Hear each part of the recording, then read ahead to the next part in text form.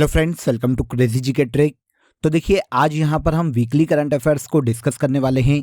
11 फरवरी से लेकर 17 फरवरी 2024 तक जितने भी करंट अफेयर्स हमने डिटेल में समझे थे, उनमें से जो इम्पोर्टेंट एमसीक्यू से फ्रेंड्स, इम्पोर्टेंट जो न्यूज़ हैं जो कि हमसे एग्जाम में पूछी जा सकती है, उनको यहाँ पर हम एमसीक्यू फॉर्म में आज के इस सेशन में डिस्कस करेंगे। वीडियो में एंड तक बने रहिएगा। वीडियो पसंद आए तो वीडियो को लाइक और शेयर कर दीजिएगा। चैनल को सब्सक्राइब कर लीजिएगा। बहुत ही इंपॉर्टेंट सेशन है, एंड तक देखिएगा। आज के करंट अफेयर का, वीकली करंट अफेयर का सबसे पहला क्वेश्चन देखिए। साहित्यकार उषा किरण खान का निधन हो गया। यह किस भाषा की साहित्यकार थी? तो वेरी सिंपल, मैंने आपको पढ़ाया था, अगर आपको याद हो तो, हिंदी और मैथिली भाषा की ये साहित्यकार है फ्रेंड्स, उषा किरण खान, जिनका हाल ही में निधन हो गया। बिहार की राजधानी पटना में 82 वर्ष की आयु में लंबी बीमारी के बाद इनका निधन हुआ है। यहाँ पर इंटरेस्टिंग ये है फ्रेंड्स कि इनका जन्म भी बिहार राज्य में हुआ था। प्रमुख रचनाओं की बात करें तो शेरशाह सूरी इनकी बहुत ही इंपॉर्टेंट रचना है। इसके अलावा पानी पर लकीर भी उषा किरण खान की ही रचना है। अवार्ड की बात करें तो इन्हें देखिए, साहित्य के क्षेत्र में इनके योगदान के कारण 2015 में पद्मश्री से सम्मानित किया गया था। साहित्य अकादमी पुरस्कार भी दिया जा चुका है इन्हें 2011 में। इनका मैथिली का एक उपन्यास था भामती, एक अविस्मरणीय प्रेम कथा। इसके लिए 2011 में इन्हें साहित्य अकादमी पुरस्कार से सम्मानित किया गया था। कौन है ये? इनका नाम है उषा किरण खान। हिंदी और मैथिली भाषा की साहित्यकार थी, जिनका हाल ही में निधन हुआ। सेकंड क्वेश्चन देखिए। ICC under 19 men's cricket world cup 2024 का उप विजेता कौन सा देश रहा? बहुत ही इंपॉर्टेंट क्वेश्चन है, नोट कर लीजिएगा। ICC under 19 men's cricket world cup 2024 में देखिए, हाल ही में आयोजित किया गया था दक्षिण अफ्रीका में। पहला फैक्ट ये नोट कीजिएगा, यहां पर जो फाइनल हुआ था दक्षिण अफ्रीका में, इस टूर्नामेंट का, इस वर्ल्ड कप का फाइनल में ऑस्ट्रेलिया ने भारत को हराकर चौथी बार इस खिताब को अपने नाम किया है। यहां पर देखिए, रनर अप पूछा गया है, उप विजेता पूछा गया, तो ये हो जाती है इंडियन क्रिकेट टीम। तो ICC under 19 men's cricket world cup 2024 में विनर हो जाती है ऑस्ट्रेलिया और रनर अप हो जाती है इंडिया की टीम। ओके, इंपॉर्टेंट है, याद रखिएगा। कुल 16 टीमों ने पार्टिसिपेट किया था इस वर्ल्ड कप में। ऑस्ट्रेलिया ने चौथी बार इस वर्ल्ड कप टाइटल को अपने नाम किया है। यहां पर यह फैक्ट भी इंपॉर्टेंट है, नोट कर लीजिएगा। तो ICC under 19 men's cricket world cup 2024 में विनर हो जाती है ऑस्ट्रेलिया और रनर अप हो जाती है इंडिया। ओके, इसके बाद अगले क्वेश्चन पर आइए। अंतर्राष्ट्रीय न्यायालय का अध्यक्ष किसे नियुक्त किया गया? इंटरनेशनल कोर्ट ऑफ जस्टिस के नए अध्यक्ष के रूप में हाल ही में न्यायाधीश नवाब सलाम को नियुक्त किया गया है। किस देश से बिलोंग करते हैं, यह क्वेश्चन इंपॉर्टेंट है, इसे नोट कीजिएगा। तो ये लेबनान के न्यायाधीश है नवाब सलाम। इनके पहले यूएसए के न्यायाधीश जॉन ई डोनोंग्यू इस स्थान पर थे, मतलब जॉन ई डोनोंग्यू अंतर्राष्ट्रीय न्यायालय के अध्यक्ष थे न्यायाधीश नवाब सलाम के पहले। अब लेबनान के न्यायाधीश नवाब सलाम को इंटरनेशनल कोर्ट का नया अध्यक्ष नियुक्त किया गया है। यहां पर देखिए, अंतर्राष्ट्रीय न्यायालय की भी बात कर लेते हैं, ये इंपॉर्टेंट है, पता होना चाहिए हमें। तो ये यूनाइटेड नेशन का एक अंग है, इंटरनेशनल कोर्ट या इंटरनेशनल कोर्ट ऑफ जस्टिस। इसकी स्थापना जून 1945 में की गई थी और इसका हेडक्वार्टर नीदरलैंड के हेग में स्थित है। अंतर्राष्ट्रीय न्यायालय के हाल ही में नए अध्यक्ष के रूप में न्यायाधीश नवाब सलाम को नियुक्त किया गया। इसके बाद प्रधानमंत्री सूर्य घर मुफ्त बिजली योजना के तहत कितनी यूनिट तक मुफ्त बिजली प्रदान की जाएगी? देखिए, इस स्कीम की घोषणा हाल ही में भारत के पीएम के द्वारा 13 फरवरी को की गई थी और घोषणा की गई कि हर महीने 300 यूनिट तक मुफ्त बिजली के लिए इस योजना की शुरुआत की जा रही है। तो यहां पर क्वेश्चन हमारा यही था कि कितनी मुफ्त फ्री बिजली दी जाएगी, तो ये दी जाएगी 300 यूनिट तक। योजना के लिए सेंट्रल गवर्नमेंट ने 75,000 करोड़ रुपए को हाल ही में मंजूरी प्रदान की है। इसे आर्थिक रूप से 75,000 करोड़ रुपए आवंटित किए गए हैं प्रधानमंत्री सूर्य घर मुफ्त बिजली योजना के लिए। भारत में सोलर एनर्जी को बढ़ावा देना, सोलर एनर्जी के माध्यम से बिजली बिलों को कम करना और लोगों को रोजगार के अवसर दिलवाना इस योजना का मुख्य उद्देश्य है। योजना का नाम है प्रधानमंत्री सूर्य घर मुफ्त बिजली योजना। हाल ही में फरवरी में पीएम के द्वारा इसकी घोषणा की गई और इसके तहत 300 यूनिट तक फ्री बिजली सेंट्रल गवर्नमेंट के द्वारा प्रत्येक परिवार को दी जाएगी, जो कि इस योजना में लाभान्वित है। क्लियर? इसके बाद आइए, अलेक्जेंडर स्टब किस देश के प्रेसिडेंट बने हैं? इंपॉर्टेंट क्वेश्चन है, नोट कीजिएगा। यह देश है फ्रेंड्स यूरोप का देश फिनलैंड। फिनलैंड में देखिए हाल ही में राइट विंगर नेता अलेक्जेंडर स्टब फिनलैंड देश के नए प्रेसिडेंट के रूप में इलेक्ट किए गए। आंसर सी यहां पर करेक्ट हो जाएगा। वैसे यहां पर इंटरेस्टिंग एक फैक्ट ये भी है कि अलेक्जेंडर स्टब 2014 से लेकर 2015 तक फिनलैंड के प्रधानमंत्री के रूप में भी काम कर चुके हैं और अब 2024 में अलेक्जेंडर स्टब फिनलैंड के नए प्रेसिडेंट के रूप में नियुक्त किए गए। यहां पर कैजुअली हम फिनलैंड की भी बात कर लेते हैं। तो फिनलैंड एक यूरोपीय देश है, कैपिटल है इसकी हेलसिंकी। यहाँ पर ऑफिशियल करेंसी यूरो यूज की जाती है और पेटेरी ओर्पो वर्तमान में फिनलैंड के प्रधानमंत्री के पद पर हैं। और अब नए राष्ट्रपति कौन बने फिनलैंड के? तो ये बने अलेक्जेंडर स्टब। नेक्स्ट, जनवरी माह के लिए ICC men's player of the month Shamar Joseph किस देश से संबंधित है? देखिए पहला फैक्ट तो हमको यहाँ पर यह नोट कर लेना चाहिए कि ICC men's player of the month January month के लिए 2024 में किसे घोषित किया गया? तो ये है शमर जोसेफ। अब ये है कौन? तो ये वेस्ट इंडीज के फास्ट बॉलर है। तो आंसर चाहिए हमें, आंसर हो जाएगा वेस्ट इंडीज। आंसर सी यहां पर करेक्ट हो जाएगा। ICC men's player of the month January month के लिए शमर जोसेफ को घोषित किया गया, जो कि वेस्ट इंडीज के फास्ट बॉलर है। इनके अलावा एक अदर प्लेयर को आप याद रखिएगा, एमी हंटर। ठीक है, एमी हंटर की बात करें तो ये आयरलैंड की महिला खिलाड़ी है। इन्हें आईसीसी के द्वारा जनवरी 2024 के लिए women's player of the month के खिताब से सम्मानित किया गया। तो दोनों फैक्ट इंपॉर्टेंट हो जाते हैं। जनवरी मंथ के लिए ICC men's player of the month कौन? तो ये शमर जोसेफ, कहाँ के खिलाड़ी है? वेस्ट इंडीज के। और ICC women's player of the month कौन? तो ये हो गई एमी हंटर, जो कि आयरलैंड की महिला क्रिकेट खिलाड़ी है। दोनों क्लियर हो जाते हैं, नोट कर लीजिएगा। आगे चलिए, किस राज्य के गुप्तेश्वर वन को बायोडायवर्सिटी हेरिटेज साइट स्थल घोषित किया गया? तो गुप्तेश्वर वन की बात करें फ्रेंड्स, तो यह स्थित है भारत के ओडिशा राज्य में। ओडिशा का एक पर्टिकुलर जिला है, इसका नाम है कोरापुट जिला। यहीं पर गुप्तेश्वर वन एक काफी विशाल क्षेत्र में फैले हुए हैं, 350 हेक्टेयर भूमि पर। 350 हेक्टेयर भूमि पर फैला हुआ ये जो वन क्षेत्र है गुप्तेश्वर वन के नाम से जाना जाता है और इसे हाल ही में बायोडायवर्सिटी हेरिटेज साइट घोषित किया गया। इस तरह से यहाँ पर यह याद रखिएगा कि ये ओडिशा राज्य का चौथा बायोडायवर्सिटी हेरिटेज साइट है। कौन? गुप्तेश्वर वन। देखिए यहाँ पर आपको बायोडायवर्सिटी हेरिटेज साइट के बारे में भी पता होना चाहिए। तो ये जैव विविधता से संपन्न प्लेसेस होते हैं फ्रेंड्स, जिन्हें संरक्षित करने के लिए बायोडायवर्सिटी हेरिटेज साइट में शामिल किया जाता है, किसी भी प्लेस को जो कि बायोडायवर्सिटी से लेस हो। ओके, तो ऐसा है गुप्तेश्वर वन, ओडिशा राज्य में स्थित है, जिसे 2024 में हाल ही में बायोडायवर्सिटी हेरिटेज साइट के रूप में घोषित किया गया और यह ओडिशा राज्य का चौथा बायोडायवर्सिटी हेरिटेज साइट है। पद्मश्री पुरस्कार विजेता डॉक्टर ईश्वर चंद्र वर्मा का निधन हो गया। इनका संबंध किस क्षेत्र से था? तो ईश्वर चंद्र वर्मा की बात करें तो ये जेनेटिक चिकित्सा के क्षेत्र से संबंधित है, जिनका हाल ही में निधन हो गया। आंसर भी करेक्ट हो जाएगा। चिकित्सा के क्षेत्र में या जेनेटिक चिकित्सा के क्षेत्र में इनके योगदान के कारण इन्हें लास्ट ईयर 2023 में ही देखिए पद्मश्री से सम्मानित किया गया था। इसीलिए ये ज़्यादा इंपॉर्टेंट हो जाते हैं, इनका निधन ज़्यादा इंपॉर्टेंट हो जाता है क्योंकि 2023 में ही लास्ट ईयर इन्हें पद्मश्री दिया गया था। और 1968 में पहली बार देखिए भारत में दिल्ली एम्स में इन्होंने भारत का पहला आनुवांशिक केंद्र स्थापित किया था। तो एक मेडिकल के क्षेत्र से संबंधित विशेषज्ञ फ्रेंड्स, जेनेटिक मेडिकल के क्षेत्र से संबंधित है ईश्वर चंद्र वर्मा। हाल ही में लंबी बीमारी के बाद इनका निधन हुआ है।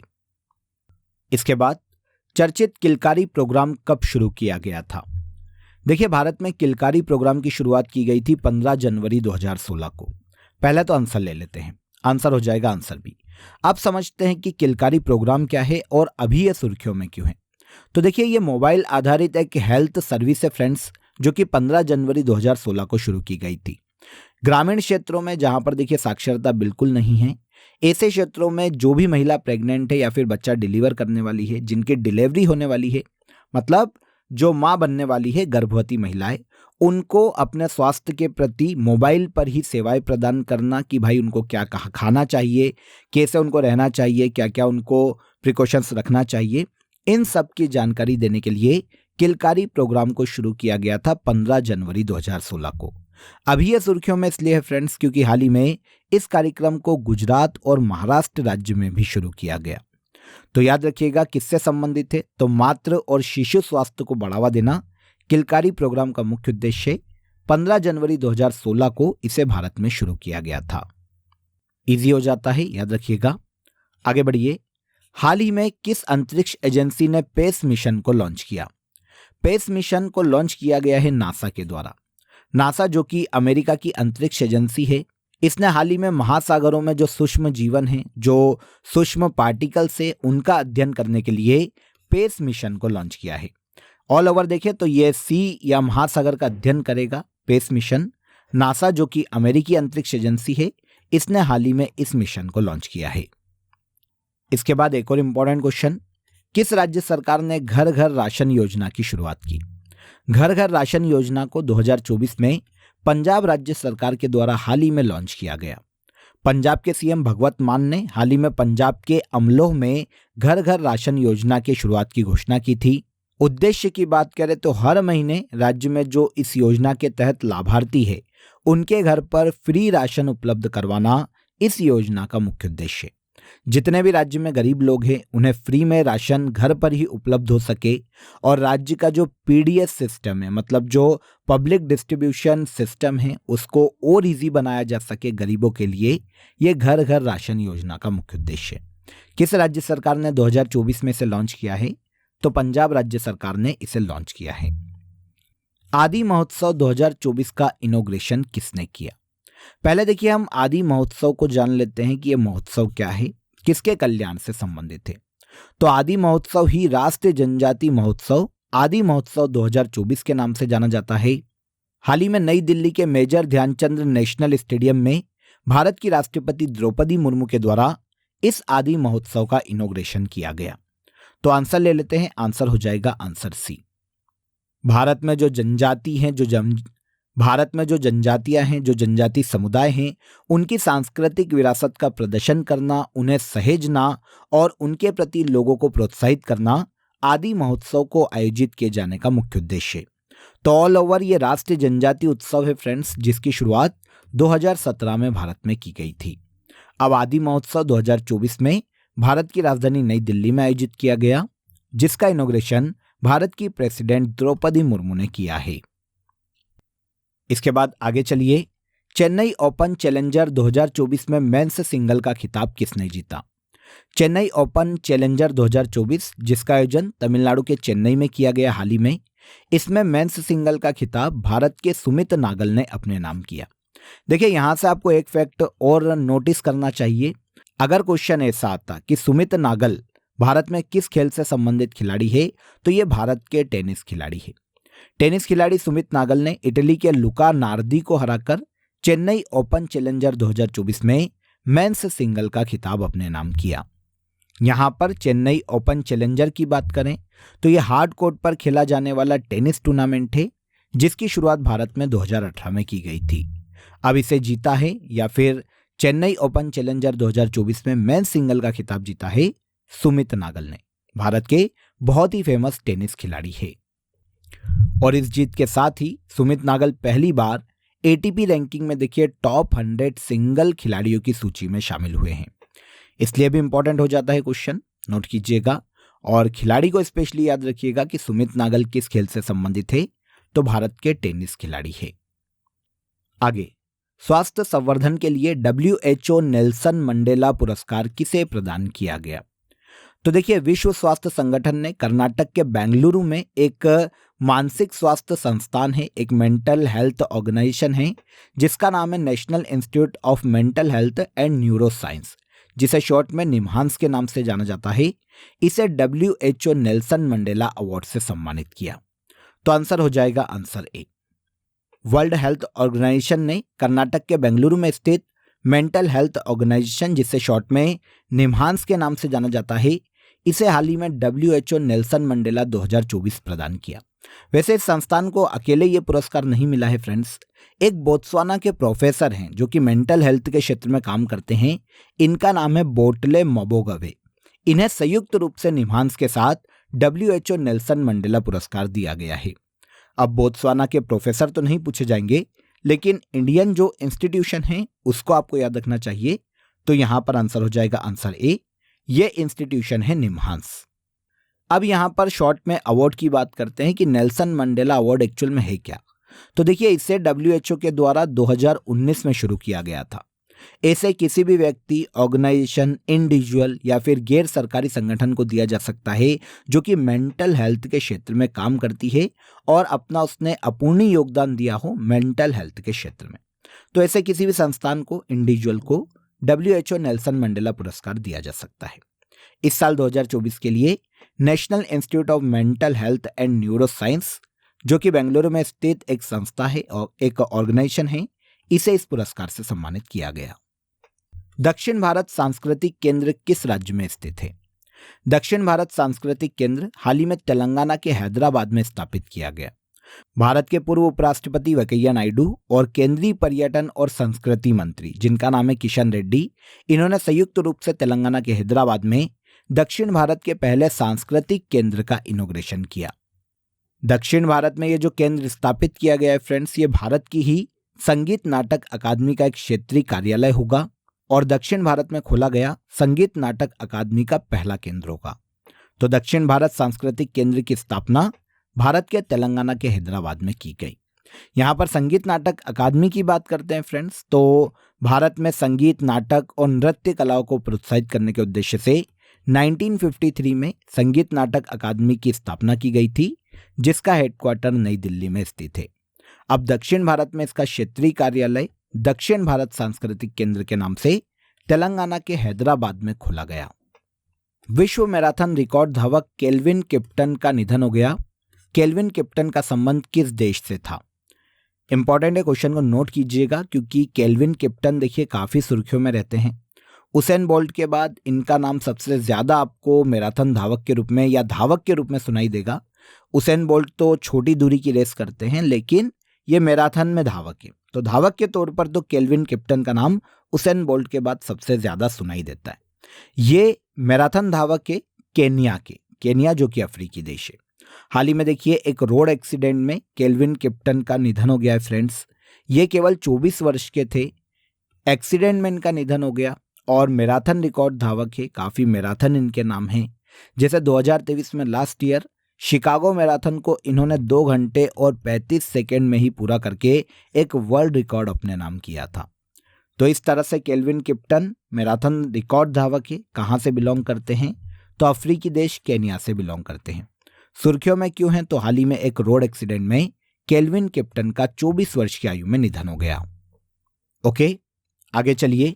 पहली बार यूनाइटेड नेशन द्वारा अंतर्राष्ट्रीय अरेबियन तेंदुआ दिवस कब मनाया गया?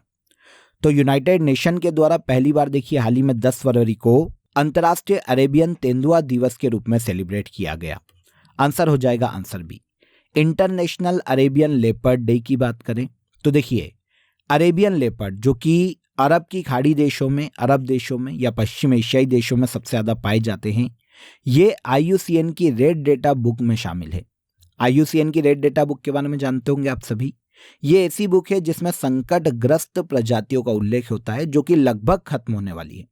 तो इसमें अरेबियन लेपर्ड को भी शामिल किया गया है। अब केवल अरब की खाड़ी देशों में ही ये मिलते हैं, ये तेंदुए मिलते हैं। तो इनकी संख्या को बढ़ाना, इन्हें संरक्षित करना और इनके प्रति लोगों को जागरूक करने के उद्देश्य से यूनाइटेड नेशन ने हाल ही में 10 फरवरी को इंटरनेशनल अरेबियन लेपर्ड डे के रूप में मनाने की घोषणा की और पहली बार 2024 में इसे 10 फरवरी को सेलिब्रेट किया गया। अरेबियन लेपर्ड को संरक्षित करना इंटरनेशनल अरेबियन लेपर्ड डे का मुख्य उद्देश्य है। कब मनाया जाएगा? 10 फरवरी को पहली बार 2024 में सेलिब्रेट किया गया।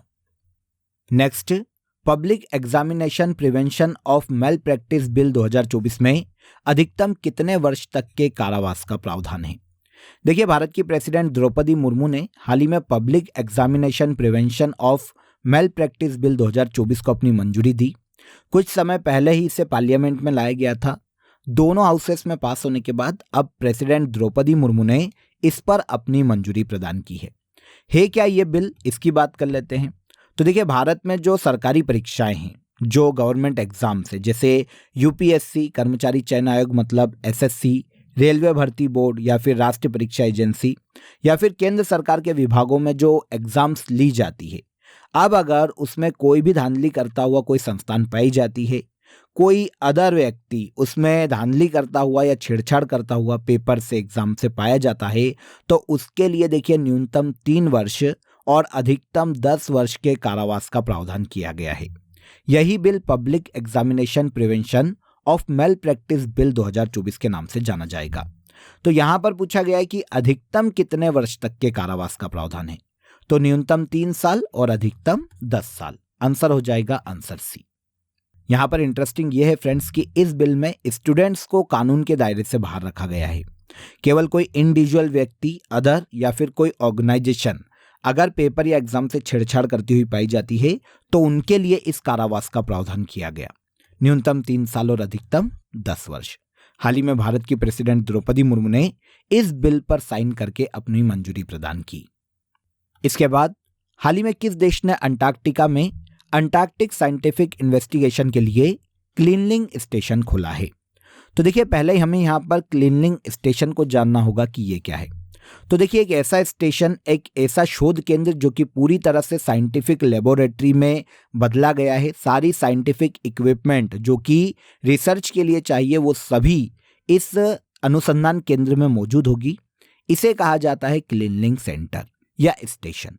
अंटार्कटिका में वहां पर ग्लोबल वार्मिंग से बर्फ पर क्या प्रभाव पड़ रहा है, बर्फ किस स्पीड से पिघल रही है, अंटार्कटिका में ग्लोबल वार्मिंग के कारण वहां रहने वाले जीवों पर क्या इफेक्ट पड़ रहा है, इन सभी की जांच के लिए अंटार्कटिक साइंटिफिक इन्वेस्टिगेशन के लिए क्लीनलिंग स्टेशन खोला है चाइना ने। तो आंसर हो जाएगा आंसर सी।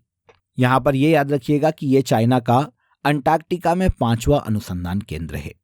इंडिया की बात करें तो अंटार्कटिका में शोध के लिए भारत का जो सबसे पहला शोध संस्थान था या शोध केंद्र था अंटार्कटिका में, वो दक्षिणी गंगोत्री था, जो कि 1983 में स्थापित किया गया था। दक्षिणी गंगोत्री 1983 में इसकी स्थापना की गई थी। ये अंटार्कटिका में पहला शोध केंद्र है भारत का, जो कि अब वर्किंग में नहीं है, लेकिन ये पहला शोध केंद्र है, तो आपको याद रखना चाहिए। और अब अंटार्कटिका में अंटार्कटिका साइंटिफिक इन्वेस्टिगेशन के लिए क्लीनलिंग स्टेशन खोला है किसने? चाइना ने। हाल ही में किस देश में तेल रिसाव के कारण नेशनल इमरजेंसी घोषित की गई? ये दक्षिण अमेरिका के निकट 2 द्वीपी देश है फ्रेंड्स। एक का नाम है त्रिनिदाद और एक का नाम है टोबैगो। आंसर ए करेक्ट हो जाएगा। हाल ही में देखिए त्रिनिदाद और टोबैगो के समुद्र तट पर एक जहाज दुर्घटनाग्रस्त हो गया था, जिसमें तेल रिसाव के कारण यहां पर दोनों ही देशों में नेशनल इमरजेंसी डिक्लेयर की गई है। क्योंकि आप सभी जानते हैं जब समुद्र में तेल रिसाव होता है फ्रेंड्स, तो ऐसी कंडीशन में वहां का जो बायोडाइवर्सिटी है वो भी इफेक्ट करती है, जीव जंतु को भी खतरा बढ़ता है और टूरिज्म पर भी काफ़ी प्रभाव पड़ता है। ऑल ओवर किसी भी देश की इकोनॉमी को ये घटना इफेक्ट करती है, तो इससे जल्द से जल्द निपटा जा सके सारे इक्विपमेंट लगाकर, इसीलिए त्रिनिदाद और टोबैगो ने अपने यहाँ पर नेशनल इमरजेंसी डिक्लेयर कर दी।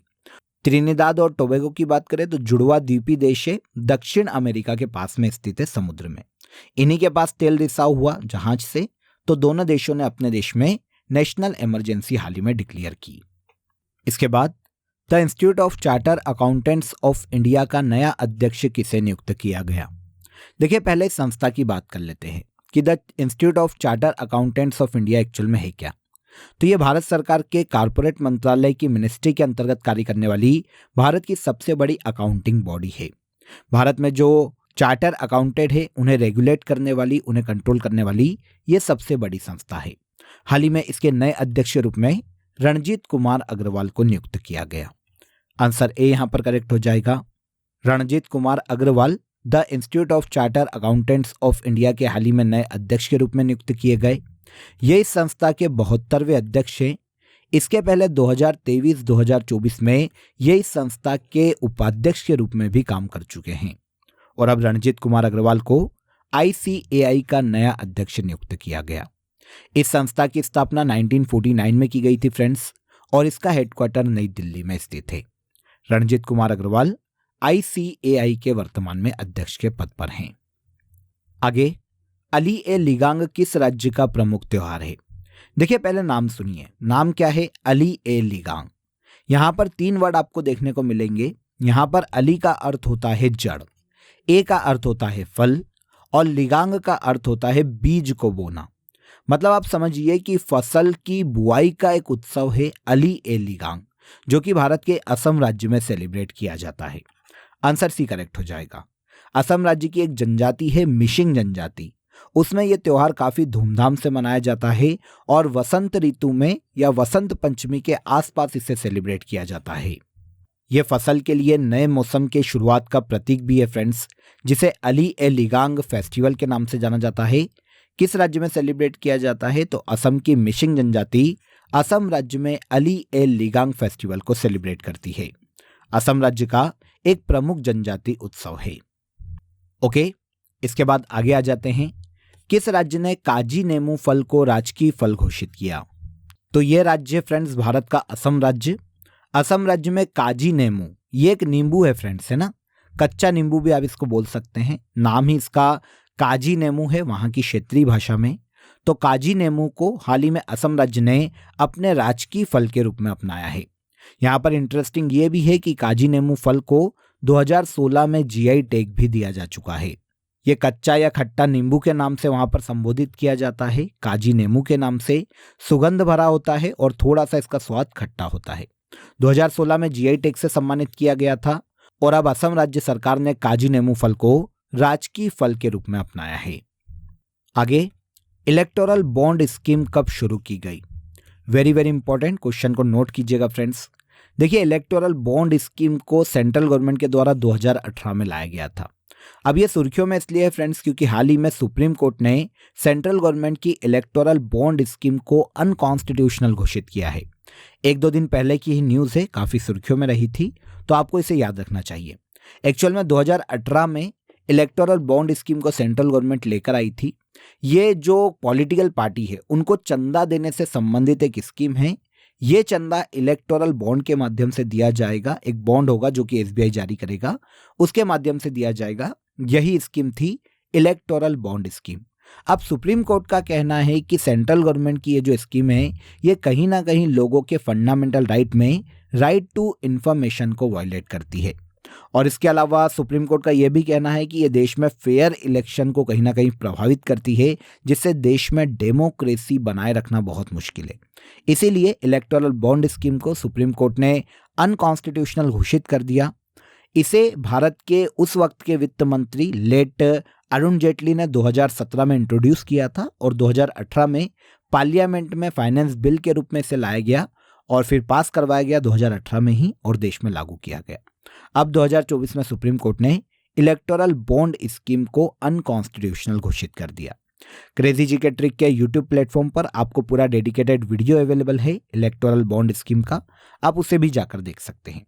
फिलहाल यहाँ पर हमारा क्वेश्चन ये है कि सेंट्रल गवर्नमेंट ने इस स्कीम को कब शुरू किया? तो कब शुरू की गई थी? 2018 में। इसके बाद आज के करंट अफेयर का सबसे लास्ट क्वेश्चन देखिए, इंडोनेशिया के नए प्रेसिडेंट कौन बने? इंडोनेशिया जो कि दक्षिण पूर्वी एशियाई देश है, इसके नए प्रेसिडेंट के रूप में प्रबोवो सुबियांतो को नियुक्त किया गया। हाल ही में इंडोनेशिया में प्रेसिडेंट के इलेक्शन हुए थे फ्रेंड्स, जहां पर पूर्व राष्ट्रपति जोको विडोडो के स्थान पर प्रबोवो सुबियांतो इंडोनेशिया के नए प्रेसिडेंट के रूप में इलेक्ट हुए। इंडोनेशिया दक्षिण पूर्वी एशियाई देश है जिसकी कैपिटल जकार्ता है। यहां पर प्रेसिडेंट पूछे गए तो इंडोनेशिया के नए प्रेसिडेंट प्रबोवो सुबियांतो को नियुक्त किया गया। आंसर ए करेक्ट हो जाएगा। क्लियर? तो यहां पर देखिए हमने 11 फरवरी से लेकर 17 फरवरी तक सभी करंट अफेयर जो कि सुर्खियों में थे, जो कि एग्जाम रिलेवेंट है, एग्जाम के लिए इंपॉर्टेंट है, उन सभी को यहाँ पर डिटेल में समझ लिया। वैसे हम डेली करंट अफेयर में सबको डिस्कस कर ही रहे थे, लेकिन यहाँ पर हमने एक बार फिर से इन सभी को रिवाइज कर लिया। आई होप वीडियो अच्छा लगा होगा। वीडियो पसंद आया हो तो वीडियो को लाइक और शेयर कर दीजिए, चैनल को सब्सक्राइब कर लीजिए। फिर मुलाकात करेंगे कल के सेशन में नए डे के करंट अफेयर के साथ। तब तक अपना ख्याल रखिए। जय हिंद, जय भारत।